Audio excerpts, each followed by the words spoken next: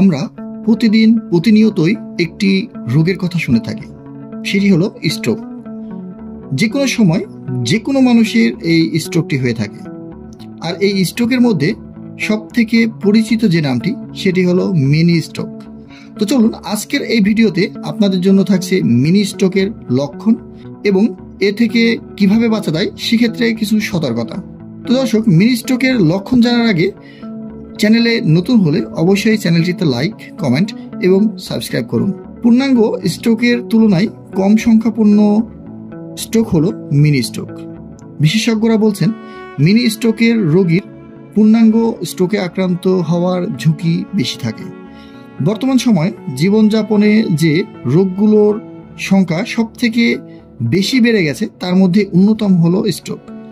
আকস্মিক মৃত্যুর পেছনেও স্ট্রোকের কারণ অনেকটাই দায়ী।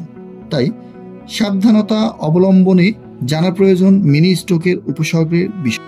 অনেক সময়েই স্ট্রোক হলে প্যারালাইসিস হয়ে যাওয়ার শঙ্কা থাকে। তাই কখনো যদি স্ট্রোকের কোনো রকম লক্ষণ টের পাওয়া যায়, অবিলম্বে কারো সাহায্য নিয়ে প্রাথমিক চিকিৎসা শুরু করে দেওয়া উচিত। চিকিৎসা শাস্ত্রে মিনি স্ট্রোককে ট্রান্সিয়েন্ট ইসকেমিক অ্যাটাক বা TIA বলা হয়েছে। আর এই TIA আক্রান্ত হলে কিছু লক্ষণ প্রকাশ পায়। এই অবস্থায় রোগীর মধ্যে যে সমস্ত উপসর্গগুলো স্পষ্ট হয়ে ওঠে সেগুলো হলো কিছুক্ষণের জন্য হাত বা পা অবশ হয়ে যাওয়া, কথা জড়িয়ে যাওয়া, চোখে ঝাপসা বা অন্ধকার দেখা, তীব্র মাথা ব্যথা হওয়া, এছাড়াও দুর্বলতা অনুভব করা, চেতনা হারিয়ে ফেলা, হাঁটতে সমস্যা হওয়া, কাউকে চিনতে না পারা ইত্যাদি। আর এই সমস্ত লক্ষণ প্রকাশ পেলেই আপনাকে বুঝতে হবে আপনার হয়তো মিনি স্ট্রোক হওয়ার ঝুঁকি আছে। তো চলুন এখন জেনে নিই কারণ। মিনি স্ট্রোকের কারণ হিসেবে দায়ী করা হচ্ছে মস্তিষ্কের রক্ত প্রবাহ কমে যাওয়া, মস্তিষ্কের অক্সিজেনের ঘাটতি, অল্প পরিসরে রক্ত জমাট বেঁধে আবার সচল অবস্থা হওয়া ইত্যাদি। উচ্চ রক্তচাপ, ডায়াবেটিস, রক্তে কোলেস্টেরলের সমস্যা, ধূমপানের অভ্যাস, হৃদরোগ ইত্যাদি কারণে মিনি স্ট্রোক হতে পারে। বেশিরভাগ ক্ষেত্রেই মিনি স্ট্রোকে আক্রান্তের 1 ঘন্টার মধ্যেই রোগী সুস্থ বোধ করে বা সুস্থ বোধ করতে শুরু করে।